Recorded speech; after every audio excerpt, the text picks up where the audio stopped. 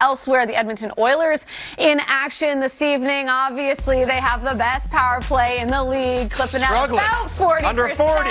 Yeah. I know. What's going on? They've really dipped here. Now, I don't want to stand up here and ask silly questions because when you have Connor McDavid and Leon Draisaitl on your team, your power play is going to be pretty dynamite. It's stacked. They know how to score goals. They're skilled. They're talented. But is there anything else, Johnny, that they do on the power play that makes it so impressive and so effective? Yes, absolutely. And it's not just those two guys being all-world talents. Because we've seen other teams. I think Detroit with Zetterberg and Datsuk weren't very good in the power play. So, it's not just necessarily great talent. We've seen stacked power plays struggle. Yeah, absolutely. Yeah. And so Ryan Nugent-Hopkins is a pivotal piece. You see 12 power play points.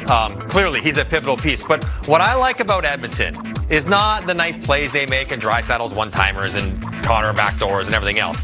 It's that where they separate themselves from every other team is once there's a shot and there's a scramble to the corner, that's when the penalty killers want to go press, challenge, and get clears.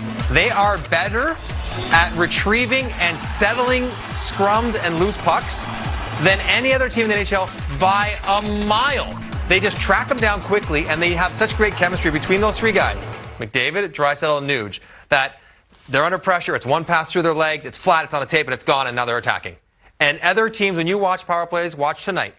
The puck will go in the corner off a rebound, and then it's a big battle. And everyone's banging around, and sometimes you win it and get to the point and then take another crack at it. Sometimes you lose it and you get it clear. When you watch Edmonton, that is where they are the best by far. It's a really important part. Puck recoveries off of offensive attempts at the net and keeps the penalty killers in the defensive zone longer, gets them more tired, gets you a chance to attack right away if you make a couple nice plays, which you'll see them score right out of that.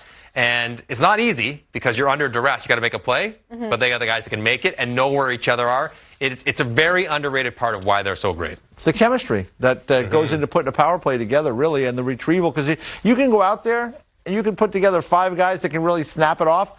Hey, they may not work together because, to your point, they're not getting that puck back. There's no retrieval. Yeah. There's no gaining the puck back. And I think what you're saying too, Mike, is that not only do they get it, they can strike quickly when they do. That's the thing, EJ. So you're going to the corner to get a puck to battle with me, and so as a penalty killer, we're committing our 2 or 3 men. That's right. And pack in the corner. And that's what teams want to do now, right? They want to attack. Try to even up the numbers, make it a 2-on-2, 3-on-3. We shrink the zone, get on top of them, but all of a sudden the puck goes through my feet, and Edmonton doesn't wait and dust it off and let everyone get back and under control. They see an opportunity, and they'll attack right away again. And I think Nuge is Ryan Nugent-Hopkins. Nuge is the facility. Because he's the bumper, right? So he's often the outlet, and you watch the way he plays, and sometimes he's between the hash marks, sometimes he's above the top of the circle, sometimes in the corner. There's no real rhyme or reason except feel and chemistry. But that's another reason why they're good. That's why they're good. Those 3 guys. You don't know where they're going to be all the time. But they know where they're going to be. I can't say, Nuge releases to the corner, so let's jump him there. Because he might not be there. But they know where each other are, and it makes it all go. It's an absolutely important part of their power play. So what you're saying is you don't just throw the best 5 players out there and it's instant magic. Although got to be fit. Yes, chemistry. Those guys happen to be pretty good. They also happen to be some of the best in the world. Yeah. All right. How about Connor McDavid, though? Speaking of best in the world, looking to make it an 18-game point streak, and it's a point streak that dates back 25 games if you include last year's regular season. And you look at the numbers over that 25 games, 53 points. I mean, I sound like a broken record. He's ridiculous. It's ridiculous. But I look at this current 17-game point streak, and I'm like, I don't know. Can he hit 30? Gretzky had a 30-game point streak. Gretzky had 51. Well, let's start with 30. Okay, we get the 30 first. 30, and then we can talk about 51 or whatever it was. But it's just, we can't say it enough. It's amazing. It's incredible. But if he gets a point tonight, he'll be just the 6th player in NHL history with at least an 18-game point streak to start the season. Gretzky has done it, Matt Sundin, Danny Heatley, Bill Cowley, and Marcel Dion. Wow. So pretty incredible stuff. Yeah, and you put up that board of that dating back to May, and 2 points per game. More than 2 points per game. There's not very many guys over a long stretch of time that can put that up. Not for 2 months. Yeah, exactly. And even 2 weeks. Maybe really 2 games. But you you think about the things you need to go on really long point streaks, we'll go without. Obviously, you got to be really good. Yeah. You got to be on a good team so that you're winning a lot of games and you get empty netters. Yeah. Because you need some cheapy empty netters to keep that thing alive. Yeah. You need a good power play. Check 40% because you need a lot of your points on the power play. And you have to play a lot. You can't play 17 minutes. Yeah. You need 22 or 23. Check. Him and Leon, I think, are 1-2 in ice time amongst forwards in the league. So he has all, and he's the best player, but they need all those other things as well as being the best player to give yourself a chance. And he has Leon a lot of the time, which help him as well. So he'll finish a lot of those chances. Oilers fans might call this question a jinx, but I'm going to ask it anyway. If you had to predict right now how long this streak goes, what are you saying? 24 games. Ooh. 24, that seems like, I'm not going to say it's going to stop, but it's just so hard. At some point, they'll bump into a goalie who just stands on his head. I think it could end tonight. Well, you know what? Dallas is a good defensive group, and they've got some really high-end skaters within that group. And they'll be obviously everybody focuses on McDavid. So tonight we'll see. So your boy Heiskanen, right? He can skate with McDavid. Miro can skate with just about anybody, and John Klingberg's a good skater as well, and Esa Lindell is a good defender, and Ryan Suter's been around a long time. What will be interesting to see tonight? So a lot has been made about Connor McDavid and penalties. Yeah. So in his previous 7 games, I think he'd drawn 3. Yeah. In his last game, he drew 3. Yeah. Wow. So penalties drawn are a big part of the story for Edmonton. They were listening to you. Oh, yeah. You were trying to get the word out. I did not start spreading that word, I can tell you that. But that's part of the discussion. I may have brought it to our show, but I didn't start it. You didn't start it. You didn't keep my hands. But that's part of the discussion for the Oilers. Might have been Bob Stauffer. Very likely could have been. But how many penalties do they draw? Does he draw? Is a big part of your success against them. All right. I'm going to say 31. I'm going to say it was 31. I think it's going to be a thing. So he's barely halfway there. That's what you're saying. It's like that's and if he gets to 31, he's going to have 60. If someone's going to do it, it's going to be McDavid. He's going to have 65 points. Yeah. Patrick Kane had that streak. See, I didn't do the math, right? Which is the smart thing. Yeah, Patrick Kane got to 20. No, did he get to 30? He was close. He was in there. So Patrick Kane had that long streak a couple years ago. Yes. And that's, now McDavid is, if anybody's going to do it, it's going to be him. That's for sure. One thing we can all agree on, despite our predictions, is that McDavid is must-see television at this point. Power play, he mentioned it. I mean, he said lights out, power outage. There's no electricity wherever this place is going. That is unworldly. Why is it working so well, Billy? Puck movement. They get it off their stick in a hurry, get the penalty killers running around, and when you got that superior talent, look how quickly they can slice and dice you, get that open passing lane, and you can't have that. You got to have sticks and lanes. When it goes east and west, they attack that box, and then 1, 2, 3. If they were a professional chef dicing onions, they would be it, because they would make you cry once they get the power play. And once it gets going again, quickly back, McDavid, see how quickly it's off their stick and they work it around? That gets the penalty killers kind of out of sync. And then McDavid, when he has it, he draws all kinds of attention. You see everyone focusing on McDavid here. The shot would end up getting blocked, but Draisaitl open on that side. Nugent-Hopkins knows exactly where it is. It's a familiarity with the players on the ice. It's a good setup combined with some of the most talented players that you'll ever see play the game. So you cannot take penalties against them. It's lethal. And it's a pleasure to watch, but they're unselfish on the power play. And when you're on a power play, the idea is to get the puck moving as fast as possible. Because you see on those clips, especially when you can attack that middle of the box, then the penalty killer's got to adjust, rearrange.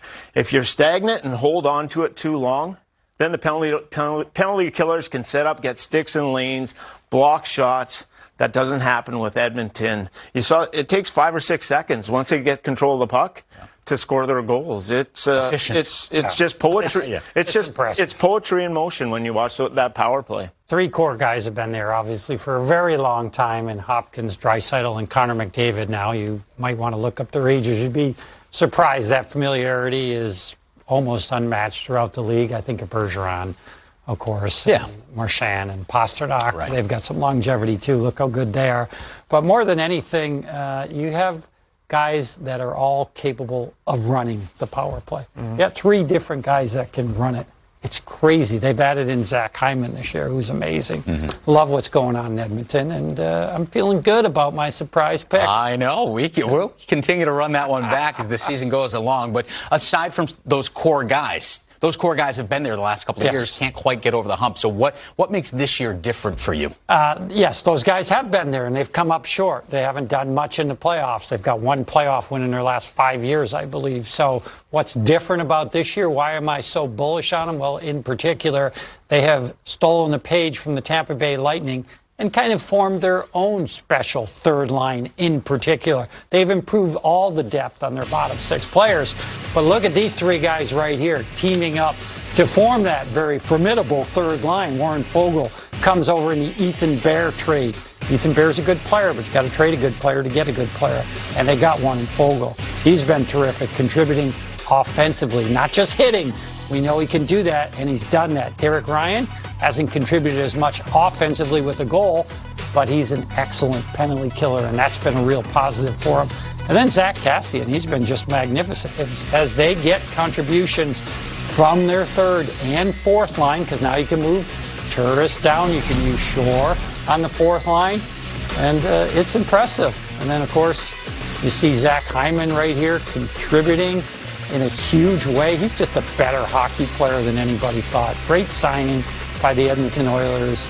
Jesse Puljujarvi continues his breakout into a real player, and Ryan Nugent-Hopkins pretty darn good in the National Hockey League. Everything is there for them to do well, except for one piece, Billy. Goaltending. And that's the goaltending. And what was drifting around the National Hockey League, the Edmonton Oilers looking for a goalie, talking about John Gibson and Marc-Andre Fleury, 2 names.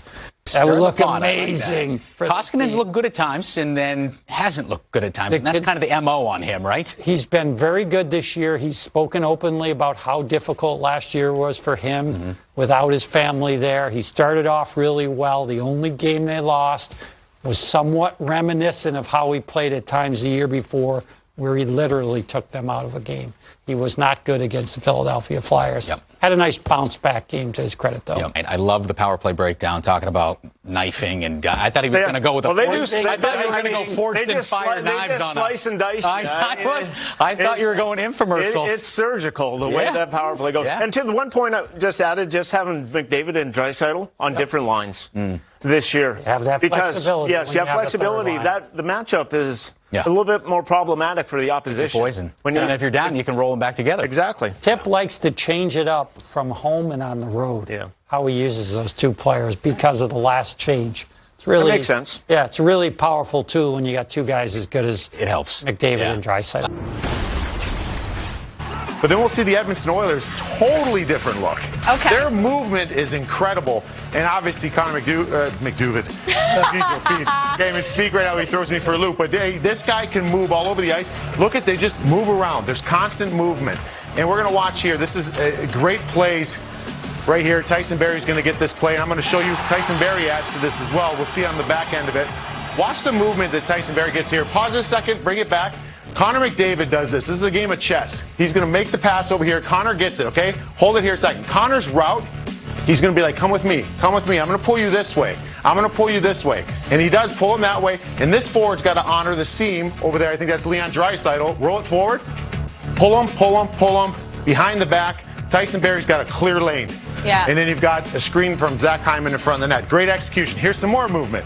Get it up ice. Connor gets it up. Puljujarvi, bump to Connor. Connor pulls up. And you just see, watch some of the movement going on here. Darnell Nurse, you're going to see players just moving all over the ice, creating some confusion. This is where it goes. Connor gets moving. He's going around the horn here. Nugent-Hopkins up top here. Move it over here. I mean, this is ridiculous. We'll look at it from the back angle. Watch Leon. Draisaitl's here. Watch where Draisaitl goes. Connor swinging up here. Draisaitl's down here. Come down. Quick little move. One-touch pass. Bang. Upstairs inside the elbow. I mean, it is insane the way these guys. So they're more, Edmonton's more like on the perimeter, just movement. Yeah. And you don't know where it's coming from. Boston, it's fun because they funnel it to the inside. They make the whole PK shrink. and then they find the passing lanes. It's really fun to watch. Stay out of the box, both these teams. I actually don't, because I want to see a ton of goals. So take a lot of penalties, and we'll see like 5 for each team. And I'll tell you what, too, I'll be watching the power plays tonight differently now that I watch that tape. I'm gonna, if Boston's on the power play, I'm just gonna be like eyes deadlocked on Patrice Bergeron. He does so many and watching him too. I don't know if this is a good comparison or not, but that clip that you showed where he's kind of following the guy who's like rushing to get out to cover the point, and he just kind of sneakily just peels off. Like you're like my shield, and then I'm gonna like pick and roll off of you, and I'm gonna be open. It's great. He's like, if I'm gonna follow you up, and the closer I stay to you, no one else is gonna come with me on your team because I'm close to you. Yeah. You know what I mean? Yeah. And then you're gonna do your thing. I'm gonna take a step off and be ready to shoot. I mean, he's so smart, so intelligent. I'll tell you what I liked too. There was Draisaitl using the net as a screen when he goes with that movement. I think the team should have more movement on the power play. They get too stale almost sometimes, but I like that because you get lost behind the net, right? Because the penalty killers are addressing what they see in front of them. He slides behind the net, comes out the other way. I think it was Harper for Nashville in that one clip. He just couldn't find him. Doesn't know where he is, so he doesn't need much time, right? No. So, doesn't need many chances either. Crazy. Crazy. Robert was so excited about this tape, he just stole EJ's spot in the studio. Right. So we'll get it sorted out. I liked it over there. I didn't you like it on that side. This is good movement for our power play, too. We got good movement, good flow. I like it. I'm into it. If we want to switch spots all the time, shake it up, do whatever we want.